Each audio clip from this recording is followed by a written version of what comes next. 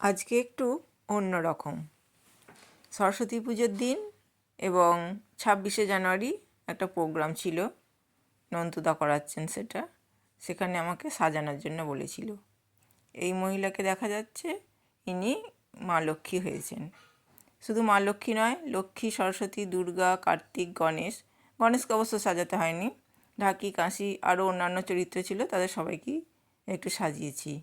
সাজটা কীরকম হয়েছে আপনারা একটু জানান।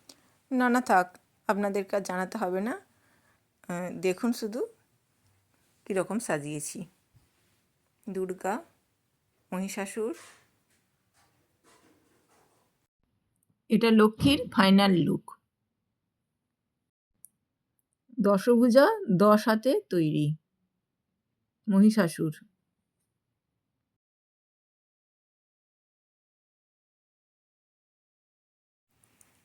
মোটামুটি আধসজ্জা হয়েছে এখন।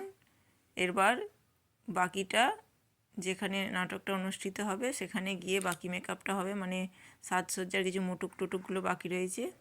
এই আধ সাজা অবস্থাতেই এখন সব টোটো করে চলে যাব আমরা অনুষ্ঠানের জায়গায়।